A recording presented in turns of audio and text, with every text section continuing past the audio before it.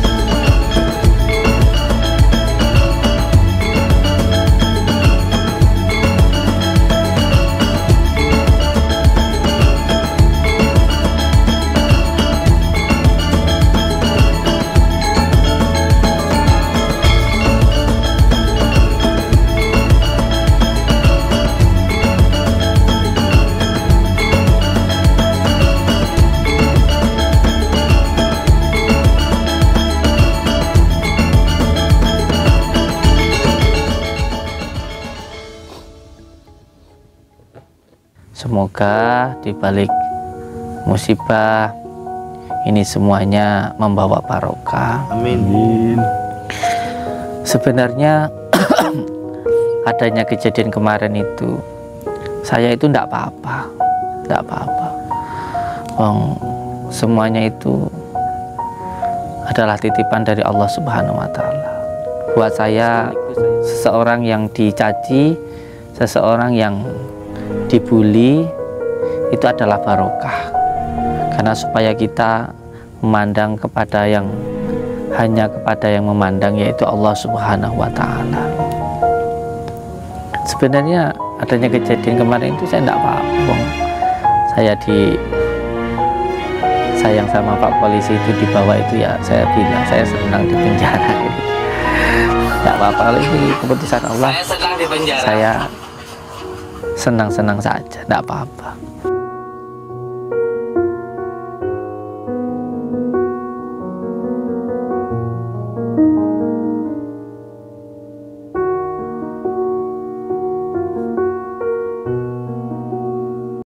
Nek Gusti Allah, kuatku di kuatne Gusti Allah, obahku di obahne Gusti Allah.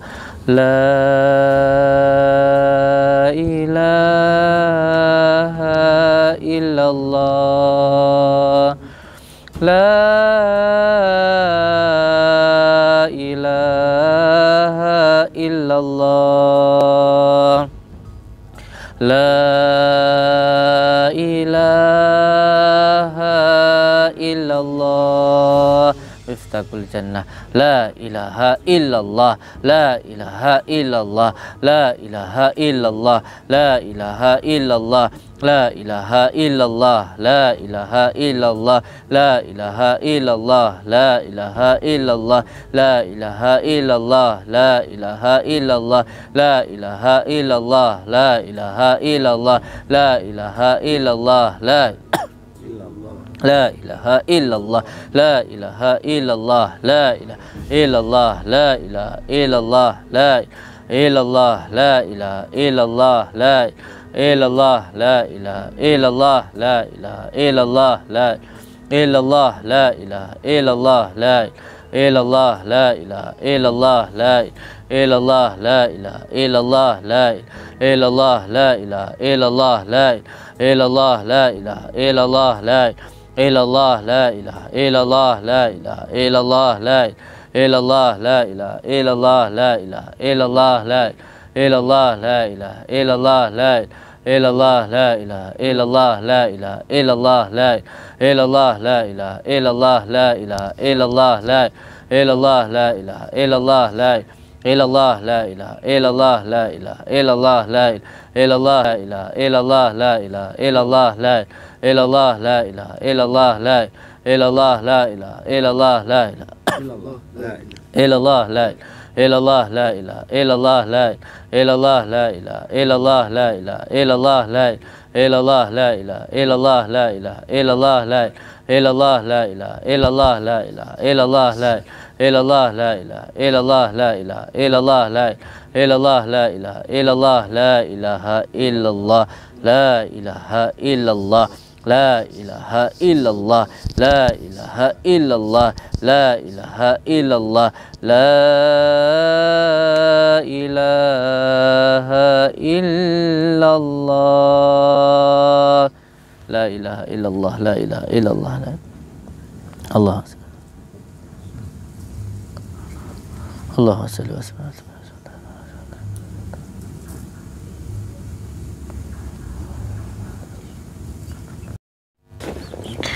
Bismillahirrahmanirrahim. Al-Fatihah.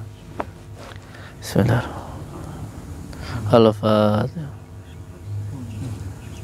Al-Fatihah. Alhamdulillah Rabbil Alamin.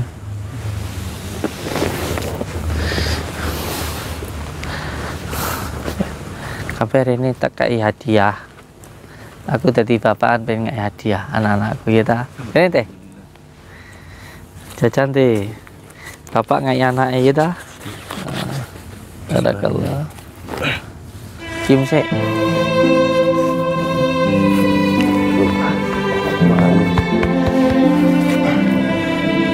Ini sayang. Jajan kita.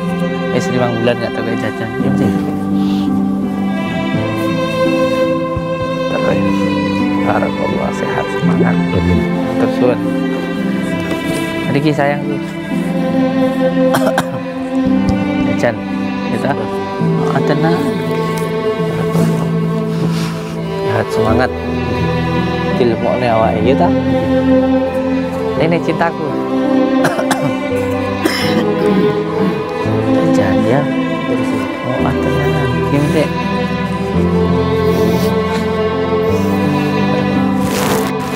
Lukisan tenanan. Kangen panggilan pisah. Ayo, ini siapa Johan? Ini Ahmad. Ahmad sama Johan ini kembar apa piye lagi? Yung.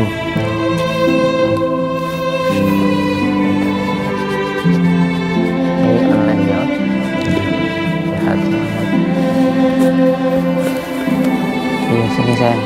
Ini sing dek depan ya. Iya ta? Jajan. Aja wis 5 bulan nggak tahu kayak jajan. Gitu.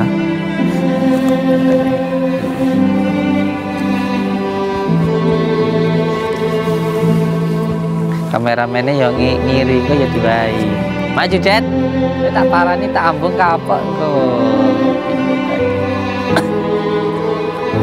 Ya anakku teko Lampung iki ya ta. Yes, saya wis 5 bulan ya tau kayak jajan ya ta. Kita lagi sakit lagi ya. Ke parahan itu.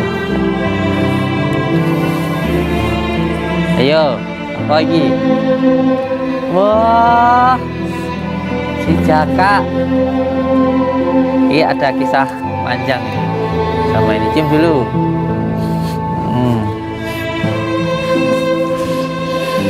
Badung, sing pinter, ya. Pacaran, ganteng-ganteng pacaran tuh hilang gantengnya, ya. Coba pacaran.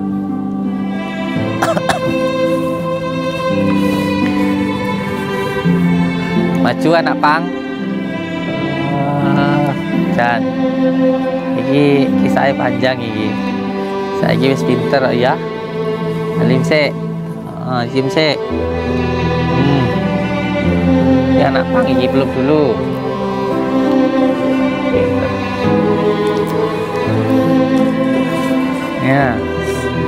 Nggih, pinter. Ya jajan siapa maju. Rizky. Oh tenan. Iki ayah mlaku nek anu ngetutne iki nek di kiri, Kimse.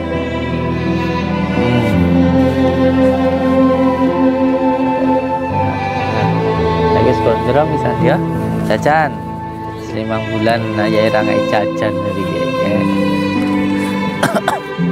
Nah, iki sing biasane anu hajiran iki ta. Aku kali-kali iki. Mari ini mau bakso. Barakallah. Cimse. Lu. Ora apa-apa. Ya, Mas Jajan. Sebentar. Tiga sing mingking diparingi 3 satu. Monggo. Sampeyan paringno. Pinter, kon di, wis gak apa-apa, kita ini, apa maju, ya Pak kalau mawon, enggak, mit, suwun, salam. Dari kapan? Dari mana? Kalimantan. Oh iya, sehatnya orang kurang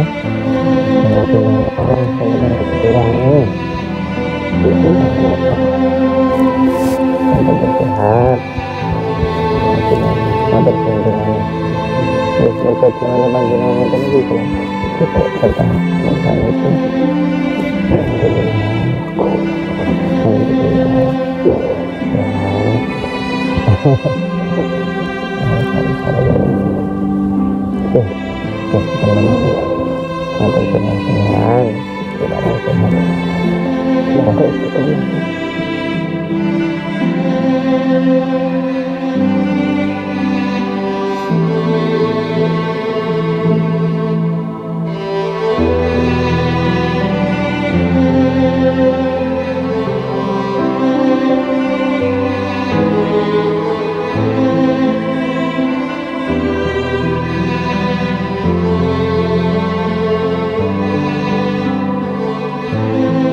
Barakallah, sehat.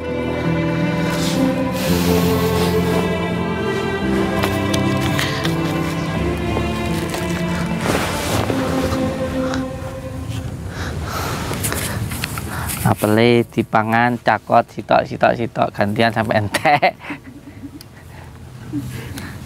Sitok bersama-sama kalau kurang tak tambahi. Tinggu nyatukne perasaane. Nyakot muter.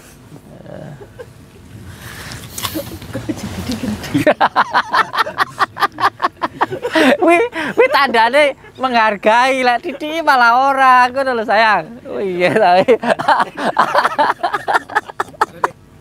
Atur. Alhamdulillah. Dongakne ayahe teng mriki kula sehat. Amin. Nyambut gawe ini lancar. Amin. Sehingga iso ngurusi sampean kabeh nggih. Amin. Dongakne mawon. Hitungane apa istiqomah lek ngibadah nggih. Aja sampai ke hawa nafsu. Wis to model piye ae wong dek wingi enek masalah berarti mesti ana sing salah. Dadi ora usah rumangsa bener. Sing paling apik kuwi ngrumangsani salah. Masiyota dhewe iso ngomong wong gak ngajarke ajaran sesat, seumpamane wong intine ya ben ora sampai terjerumus ning ajaran sesat. Ikan karepe awake dhewe. Oh, sing salah sing motong video ini.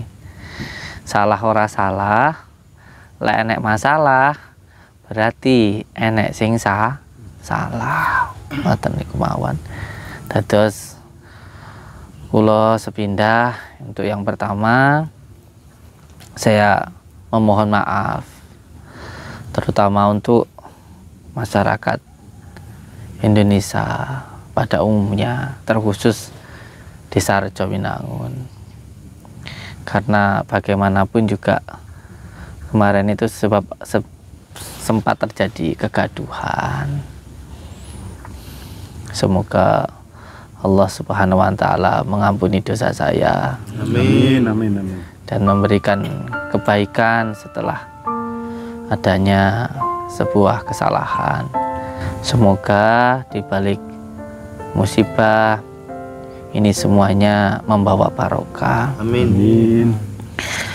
Sebenarnya adanya kejadian kemarin itu saya itu tidak apa-apa. Bang, semuanya itu adalah titipan dari Allah Subhanahu wa Ta'ala. Sekaligus saya juga adalah pecinta dan juga pengagum dari Thariqah Malmatiyah. Buat saya, seseorang yang dicaci, seseorang yang dibully itu adalah barokah, karena supaya kita memandang kepada yang hanya kepada yang memandang, yaitu Allah Subhanahu wa Ta'ala. Sebenarnya adanya kejadian kemarin itu saya tidak apa-apa.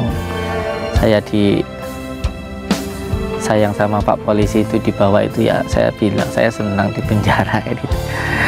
Nggak apa-apa, kalau ini keputusan Allah saya senang-senang saja, nggak apa-apa, karena memang apa yang diberikan Allah itu menurut saya adalah yang terbaik. Apalagi di dalam ilmu hikmah itu sudah sering saya sampaikan, dan ketika kita menyampaikan sesuatu, ketika kita mengatakan sesuatu, itu nanti pasti akan dimintai pertanggungjawaban atau pembuktian. Makanya mewedar sebuah ilmu kasapuhan, ilmu jati diri itu harus berhati-hati, karena setiap kali kita mengatakan itu nanti akan ada pertanggungjawaban atau akan ada pembuktian. Jadi saya selalu mengatakan kan bahwa hidup itu harus senang dengan apapun yang Allah berikan, dan di balik setiap musibah itu pasti ada barokahnya. Seperti halnya sini dulu, ini tadi ketinggalan, nanti saya malah lupa mana. Ini preman-preman saya ini. Saling dulu, pinter ada cium dulu. Peluk dulu. Dating guyu aja jadi. Biar ada susah ya ta. Ada semplah. Ya, jajan ya. Ayah wis 5 bulan ndak tahu ngai jajan nih piye iki. Ini sayang. Ya Masya Allah. Dan ini anak tersayang loh, iya dah. Barakallah, cium dulu. Benar. Barakallah, Allahumma sholli ala Muhammad. Jajan, aja wis 5 bulan datang jajan ya dah. Nggih, intinya sebenarnya apapun yang terjadi saya ridho, karena itu untuk mendapatkan ridha Allah. Dan adanya kejadian kemarin itu sebenarnya saya senang-senang aja. Nah, saya selalu bilang, ayahmu ini kan selalu bilang dalam setiap keadaan harus senang, karena untuk mendapatkan ridha Allah Subhanahu wa Ta'ala. Termasuk ketika kemarin dibawa sama Pak Polisi itu, dibawa pun juga saya tidak apa-apa, walaupun toh saya ngerasa ya saya nggak seperti yang dituduhkan, tapi ya tidak apa-apa, karena buat saya sesuatu hal yang terjadi itu bukan karena ini, bukan karena itu, tapi memang sudah menjadi kehendak Allah Subhanahu wa Ta'ala. Yang kedua, sebenarnya apapun yang terjadi ya semuanya saya pasrahkan kepada Allah Subhanahu wa Ta'ala. Saat itu pisah dengan istri atau jauh dengan istri ya nggak apa-apa. Dari situ bisa lebih mensyukuri, menghargai waktu bersama, karena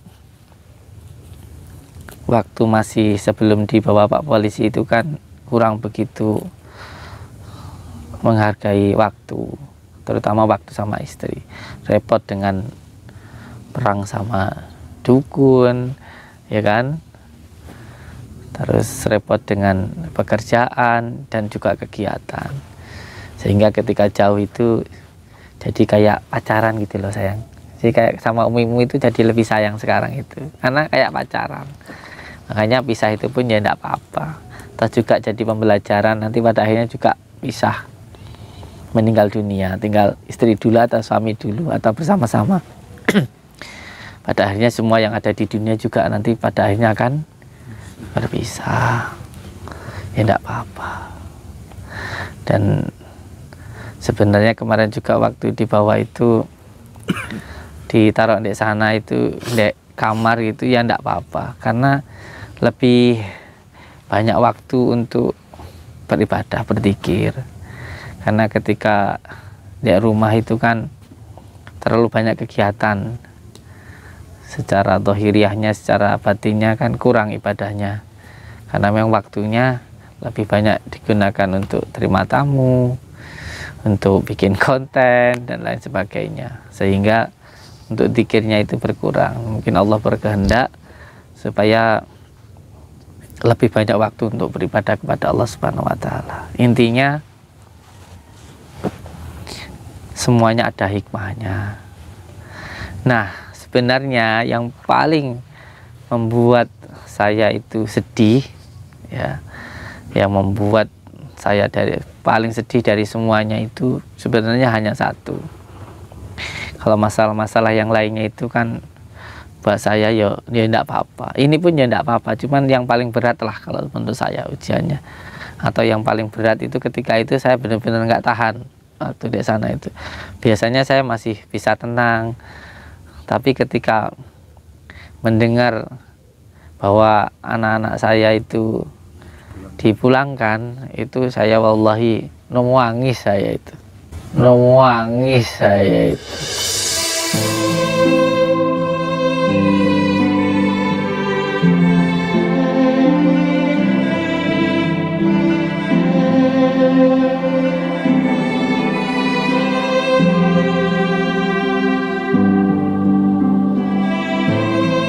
Karena ya Pak Rete tahulah, saya itu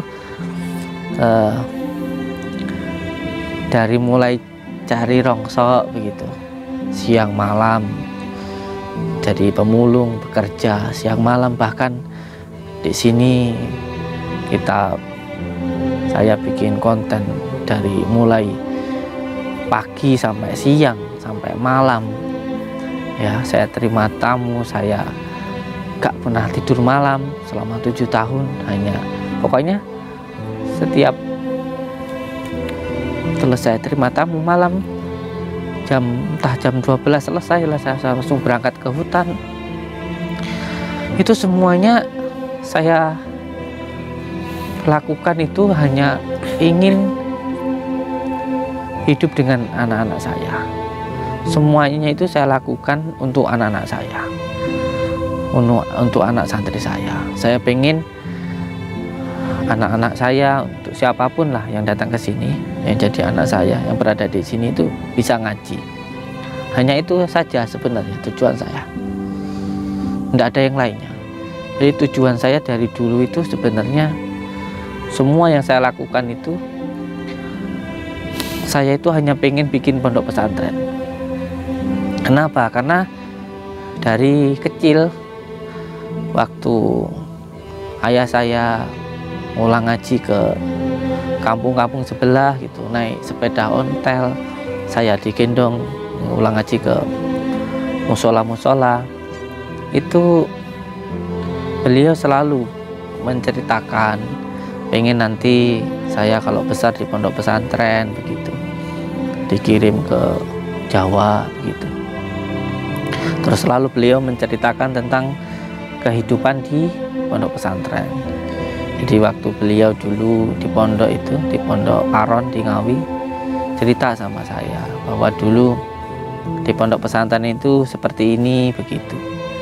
Salah satu contohnya bagaimana beliau takdim sama kiainya, itu benar-benar membuat giroh, membuat semangat buat diri saya.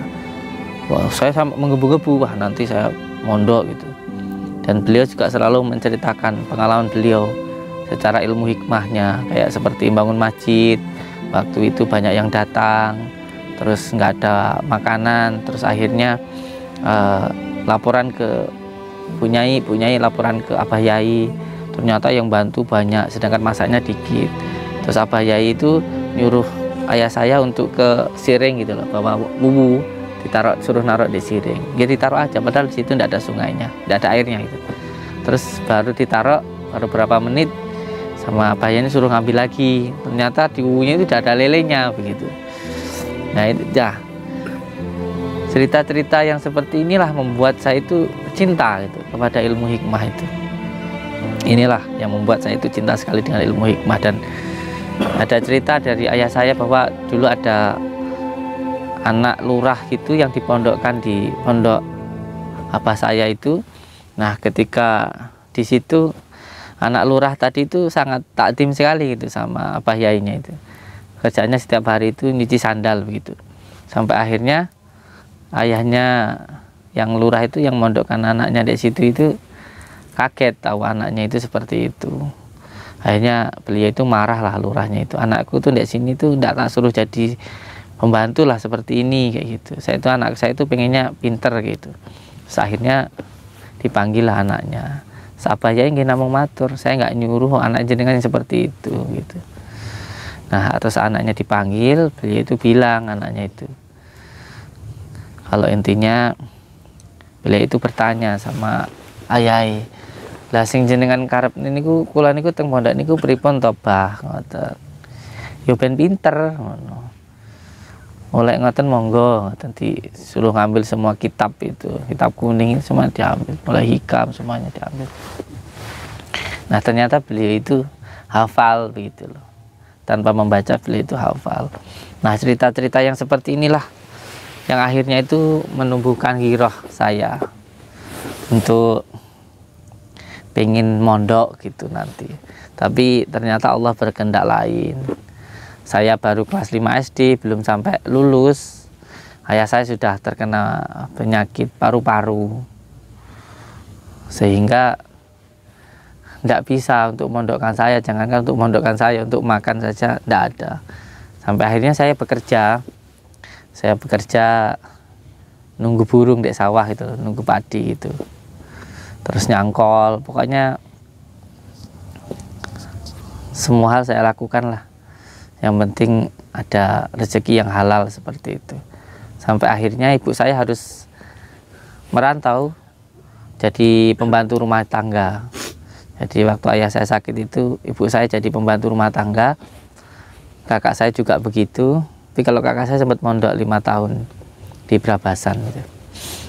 Saya yang berdua hidup bersama dengan kakak saya. Ini cerita enggak apa-apa ya. Nah ketika saya hidup berdua dengan ayah saya inilah sampai beberapa tahun.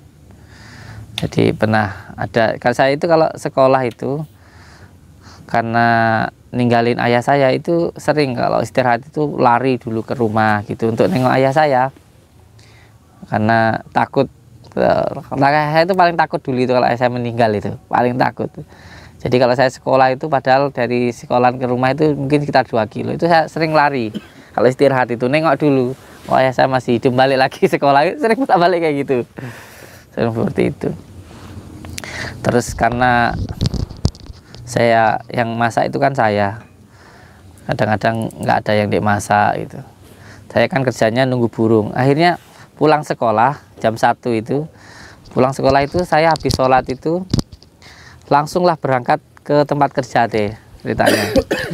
Langsung berangkat ke tempat kerja, nunggu burung itu di sawah.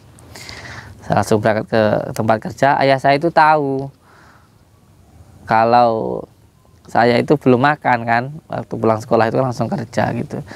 Nah, ayah saya itu nyusul ke tempat kerjaan saya, depan rumah begitu, sambil bawa nasi berkat yang semalam gitu, ternyata belum habis, dikasihkan ke saya. Dan saya ngelihat itu, wah, hati saya meronta-ronta itu.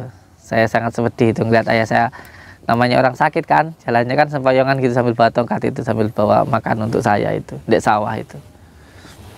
Terus akhirnya saya tahu itu, saya lari terus tak ambil itu. Terus beliau itu bilang, nah, sampeyan niku urung maam kok langsung kerja ngoten.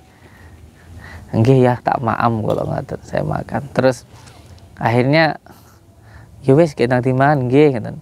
Terus saya mau makan itu, saya mau makan nasinya itu loh, tak lihat itu nasinya itu basi gitu.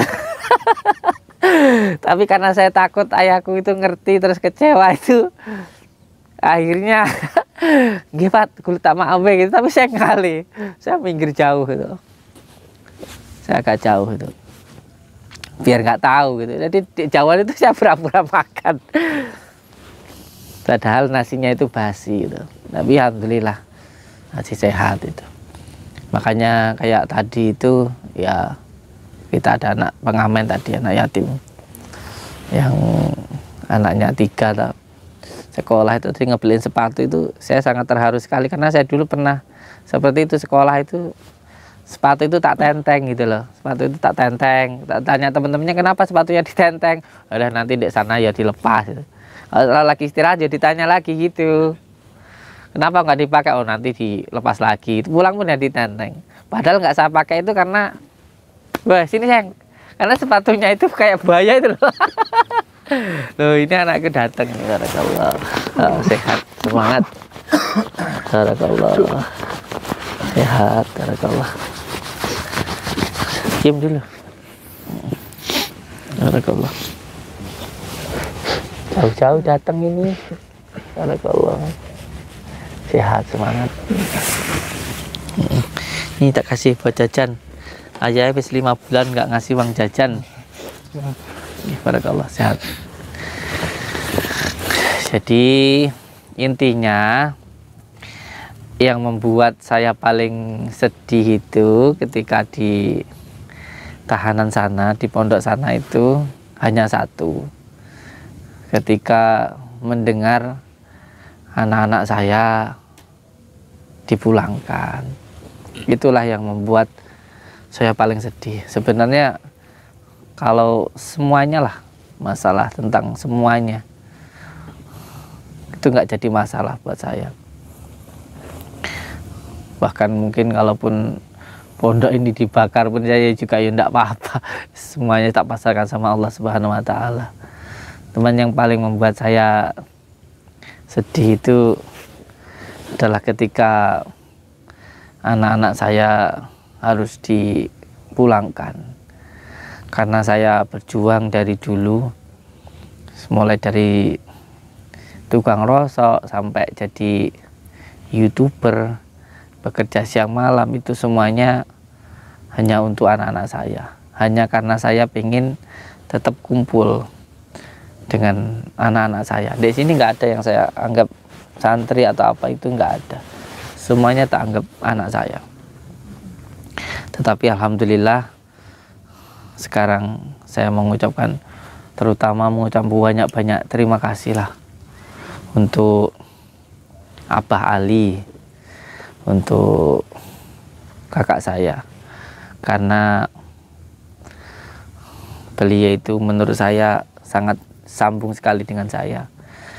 Karena apa? Karena anak-anak saya yang paling istimewa atau yang paling bandel itu yang dipertahankan. Yang kalau khawatir kalau anak pang nanti pulang jadi anak pang lagi, kalau yang pengedar narkoba. Soalnya ada satu hal yang membuat benar-benar saya itu di penjara itu menangis itu ya, karena saya dengar kabar ada anak saya itu yang dipulangkan itu, saya jangan dipulangkan, Bah. Nanti kalau saya dipulangkan, nanti saya di rumah jadi pengedar narkoba lagi gitu. Itulah yang membuat saya itu nangis gitu. Tapi alhamdulillah yang mungkin di rumah masih bisa baik, masih ada orang tuanya yang bisa mondok di tempat lain, itu tidak dipulangkan.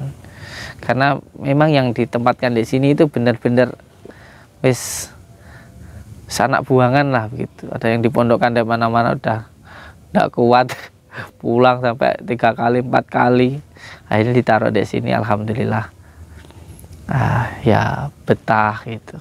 Jadi benar-benar buangan. Intinya saya sebagai orang tuamu, sebagai ayahmu, mengucapkan terima kasih matur suwun sangat untuk panjenengan semuanya yang masih bertahan di tempat ini, yang segelintir orang ini yang alhamdulillah masih berada di tempat ini, dan untuk anak-anakku yang di luar sana terus berjuang dalam kebaikan. Sedikit ilmu yang panjenengan dapatkan di sini terus ditebarkan kebaikannya untuk terus baik kepada sesama, cinta kepada negara, berbakti kepada orang tua, istiqomah mengamalkan sholawat, dan terus jalankan sholat. Nggih, matur suwun untuk panjenengan semuanya. Alhamdulillah sekarang walaupun tempat kita bukan pondok pesantren, insyaallah kita akan terus berjuang ya, dengan usaha-usaha yang kita buat. Insyaallah kita buat usahanya terus dikembangkan, nanti rosoknya dijalankan, usahanya apapun jalan, semuanya jalan gitu. Jadi di sini bukan santri tapi kita bekerja bersama-sama, ngoten mawon nggih. Dan juga terima kasih untuk semua pihak yang sudah membantu semua urusan yang ada di tempat ini. Matur suwun. Wabillahi taufiq wal hidayah. Wassalamualaikum warahmatullahi wabarakatuh. Waalaikumsalam warahmatullahi wabarakatuh.